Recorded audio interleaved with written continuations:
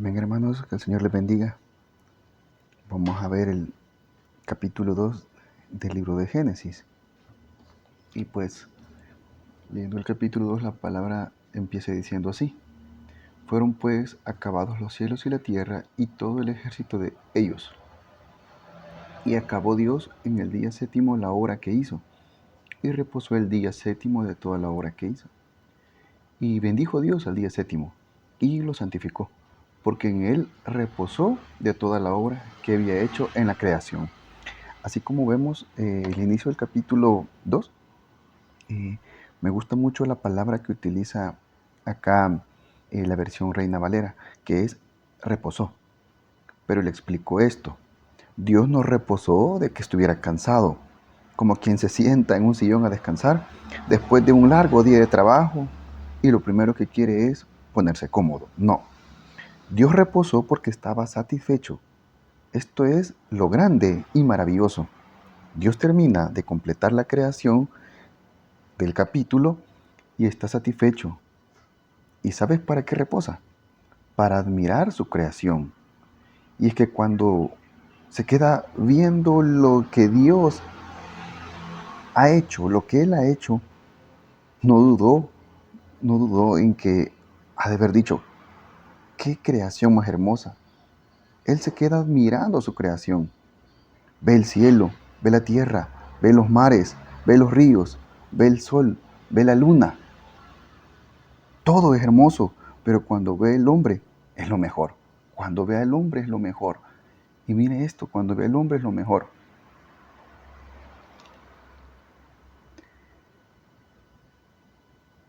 Y me gusta mucho esto, porque lo ve semejante a él. Todo es maravilloso, pero la creación del hombre es magnífico. ¿Te puedes poner a pensar Dios reposando para observar lo maravilloso que hizo? Yo me imagino que Él le dice a los ángeles: dejen de hacer lo que están haciendo y vean cuán grande es lo que hice.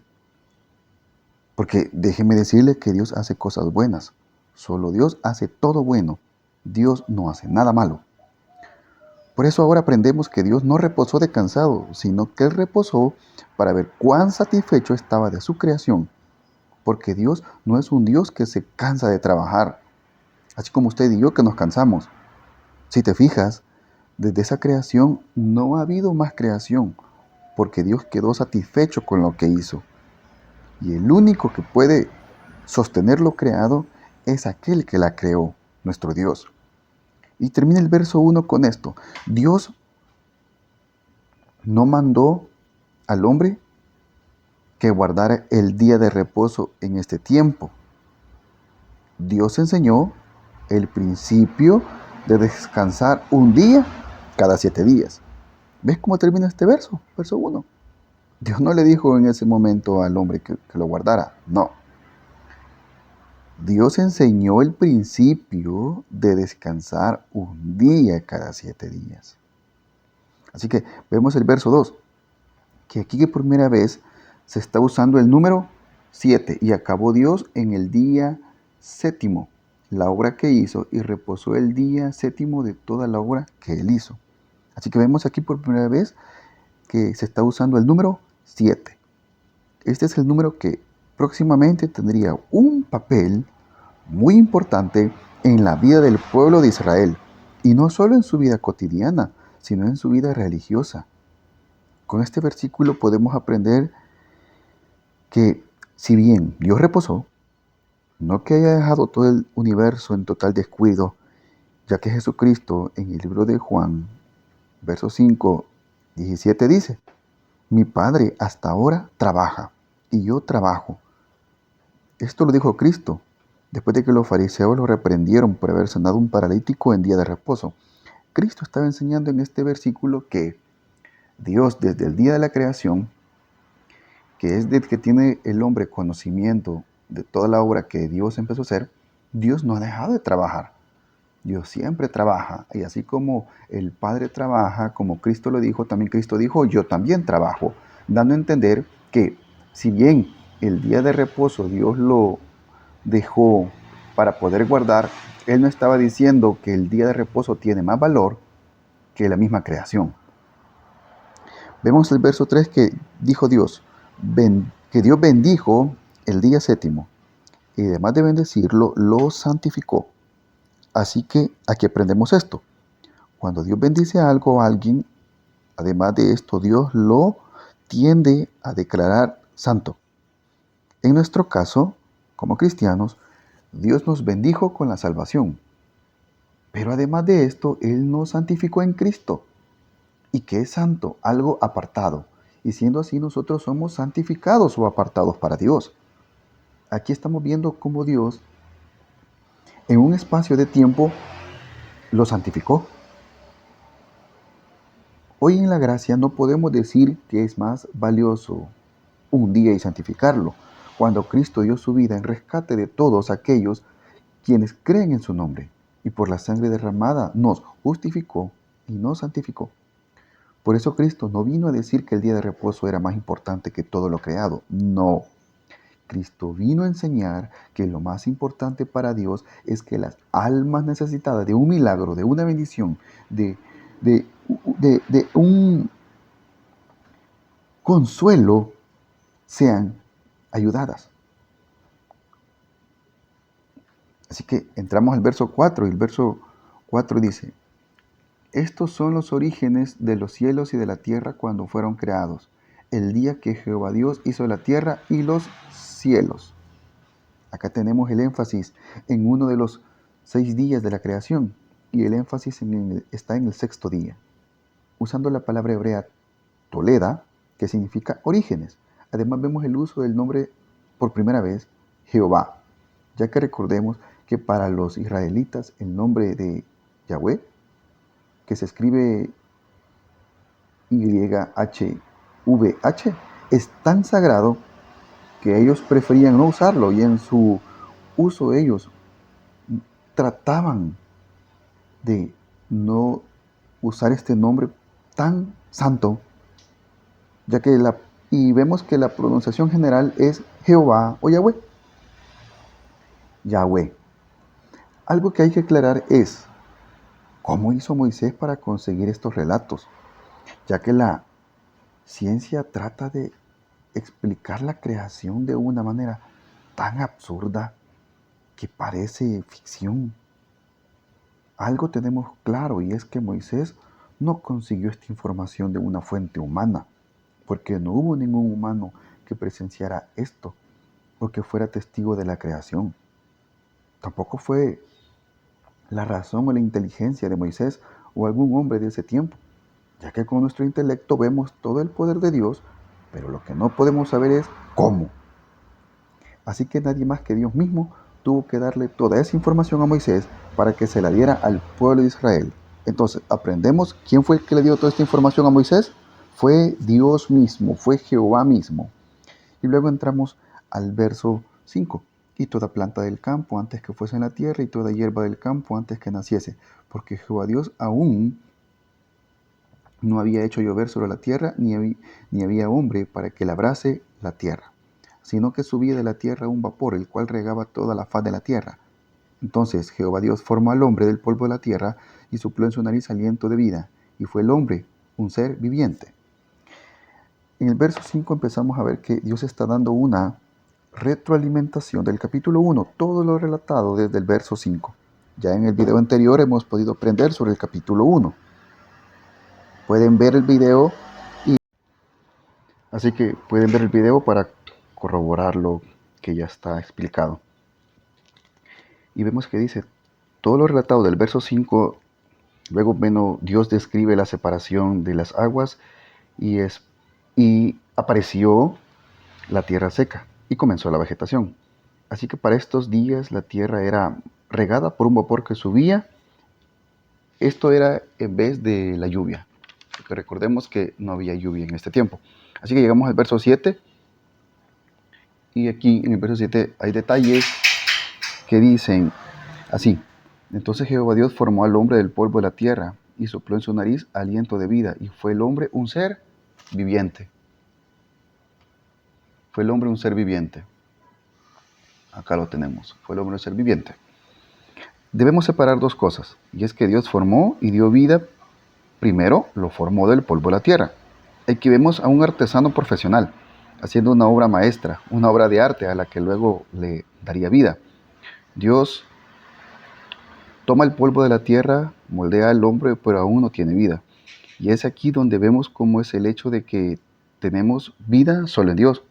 Todos son creación de Dios, pero no todos son hijos de Dios. ¿Dónde lo podemos corroborar? Esto se lo dice Dios a Jacob y lo encontramos en el libro de Isaías, capítulo 43, verso 1. Así dice Jehová, creador tuyo, oh Jacob, y formador tuyo, oh Israel. Así que vemos que Jacob es el hombre que creó Dios, pero Israel es el hombre que formó Dios.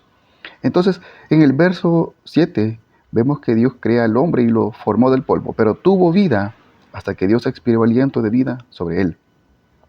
Así que el valor del hombre no se define por los materiales hechos, sino por la calidad de vida que habita en su alma. Tú y yo no nos define el estilo de vida, comodidad, bienes. Tu valor no lo define eso. Tu valor lo define que si tienes el Espíritu Santo de Dios, tienes un valor incalculable. Vemos el verso 8 y dice, y Jehová Dios plantó un huerto en Edén, al oriente, y puso ahí al hombre que había formado.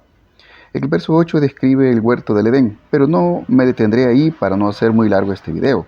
Verso 9, y Jehová Dios hizo nacer de la tierra todo árbol delicioso a la vista, y bueno para comer, también el árbol de vida en medio del huerto.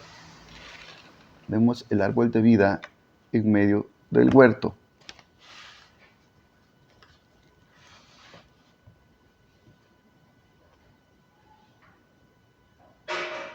Y todo árbol de la ciencia del bien y del mal. Vemos aquí que Dios, entre todos los árboles que crea, hace dos en particular, el árbol de vida y de la ciencia del bien y del mal. Pero vemos más adelante que el que él prohibió fue el del bien y del mal. Ahora vemos el verso 10, y salía de Edén un río para regar el huerto, y de ahí se repartía en 4 brazos. Recordemos que como no llovía en aquel tiempo, pues de algún lugar debía salir el agua para regar el huerto, porque el huerto debía tener agua. No sé si se han fijado en los huertos caseros o huertos donde son negocios. Deben tener un sistema de riego, ya que todos los días las plantas y árboles del huerto deben ser regados. O las plantaciones grandes, como de maíz, de frijol, de sandías, zanahorias. Todas tienen un sistema de riego, ya que no todos los días llueve y si no, pues se secan. Así que Dios crea un río en Edén donde brotaba agua. Algún nacimiento de agua grande era este río de Edén. Ahora nos vamos hasta el verso 15.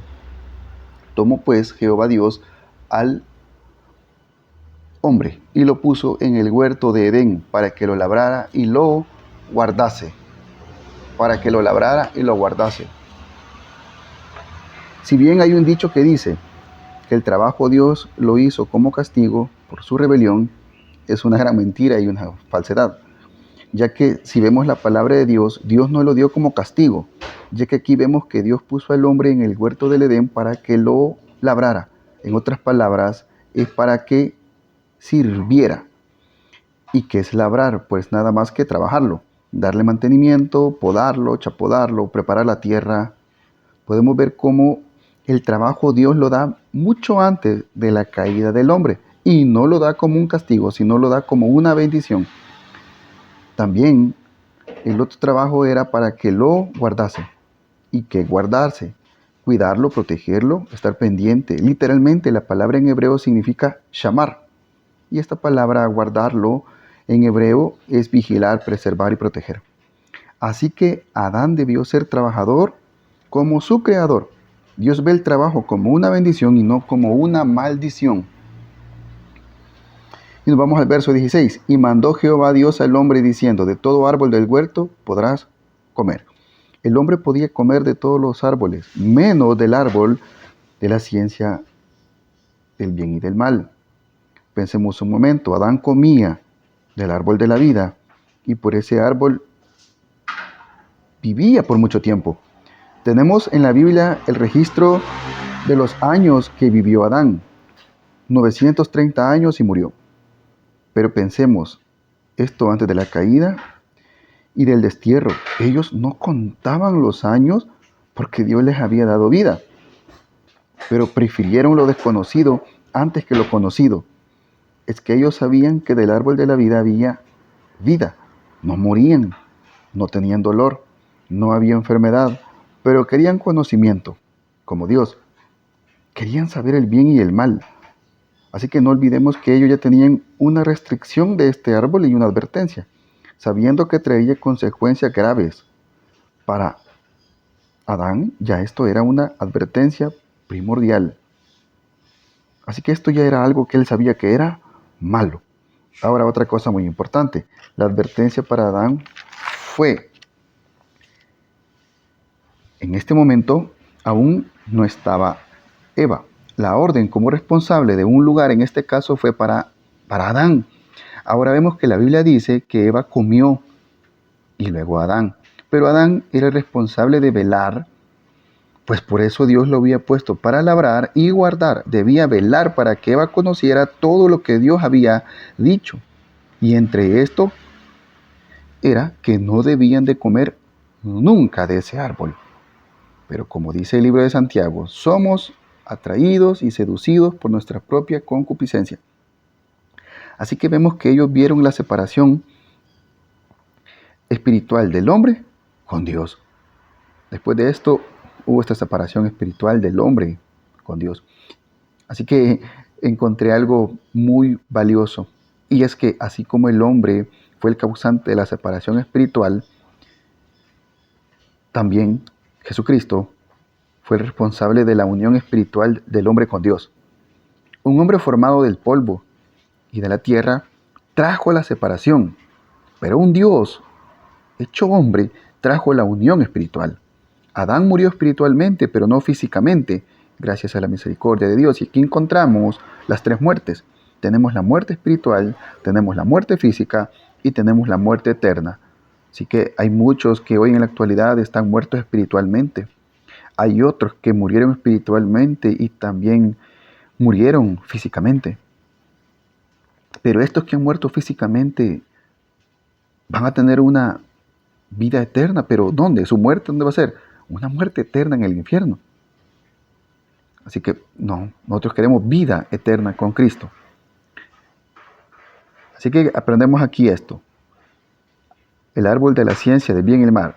El bien es obediencia y el mal es desobediencia. Y en el verso 18 dice así: y dijo Jehová Dios, no es bueno que el hombre esté solo, le haré ayuda idónea para él. Dios dijo que le haría ayuda idónea para Adán. Si vemos, Dios lo dijo en el verso 18, pero no lo hizo en ese momento. Tampoco dice que se lo dijo en ese momento a Adán. Antes bien, vemos que en el verso 19, Dios le puso otro trabajo más a Adán. Debía ponerle nombre a todos los animales, y eso contando hasta los animales que se han venido extinguiendo con el paso de los años. Era un trabajo enorme el que tenía que hacer Adán. Algo que aprendí de este verso es que Dios le dio la potestad a Adán para que le pusiera el nombre que él dijo a cada uno de los animales, no el que Dios eligió, sino que fue el que Adán eligió. Así que el león, desde que Adán le puso un nombre, se llama león hasta hoy. Y elefante, desde que Adán se lo puso hasta hoy. Y así vemos el montón de nombres de los animales. Dios puede hacer todo por nosotros, sí, pero nosotros también debemos trabajar porque Dios nos ha hecho con capacidad de hacer lo que Dios sabe que podemos hacer. Vemos cómo Dios hace de un hombre paciente. Vemos cómo Dios hace a un hombre enseñarle sobre la paciencia. Yo creo que Adán, si le hubiese dicho o le hubiera pedido ayuda a Dios, se lo hubiese dado, sí. Pero antes que pidamos, Dios sabe de qué cosas tenemos necesidad. Ahora, si vemos en el verso 21, entonces Jehová Dios hizo caer sueño profundo sobre Adán, y mientras éste dormía, tomó una de sus costillas y cerró la carne en su lugar. Acá tenemos el primer acto de sanidad de Dios, ya que Dios abre su costado y toma una de sus costillas y cerró la carne en su lugar. Aquí tenemos una cirugía divina de parte de Dios. Vemos la primera acción de sanar de parte de Dios. Vemos la primera acción de sanar de parte de Dios. Y luego nos vamos hasta el verso 23. Verso 23. Y dice así: entonces dijo Adán: esto es ahora hueso de mis huesos y carne de mi carne. Esta será llamada varona, porque del varón fue tomada. Aquí nosotros vemos y notamos que Adán estaba muy feliz de la bendición de Dios a su vida. Por eso nuestras esposas son una bendición de parte de Dios. Y la palabra ish es varón, isha es varona. Y vemos que el origen de la palabra mujer es suave. Por eso debemos ser suaves con nuestras esposas. Verso 24. Por tanto, dejará el hombre a su padre y a su madre y se unirá a su mujer y serán una sola carne. En este verso Dios nos está diciendo que te alejes de tus padres y te olvides de ellos. No, Dios no está diciendo en este verso que te alejes de tus padres y te olvides de ellos. El unirse en relación conyugal no se trata de dejar abandonados a los padres, sino de honrarlos aún no estando en casa con ellos. La palabra unirá está dando a entender que es algo permanente o inseparable ante Dios, de manera que en Dios no existe el divorcio ni se considera al menos. Vemos que la ayuda idónea de Adán también fue su complemento, porque solo Adán estaba incompleto, pero con su ayuda idónea ya él estaba complementado. Y la unión de ambos se volvió una sola carne. Aquí queda claro que desde el principio en Dios solo hay monogamia y no poligamia, como muchos en la Biblia lo hicieron. Y hoy en la actualidad también hay muchas naciones en las cuales existe la poligamia, más en las naciones de Medio Oriente. La monogamia es un hombre y una mujer igual, matrimonio. Y la poligamia, hombre con muchas esposas. Y así que termina el capítulo 2 con el verso 25, y estaban ambos desnudos, Adán y su mujer, y no se avergonzaban. No había vergüenza uno del otro con Dios, porque su gozo estaba en Dios y el tenerse el uno al otro. En ese momento, sin pecado, no había nada que avergonzarse en el Edén. Amén.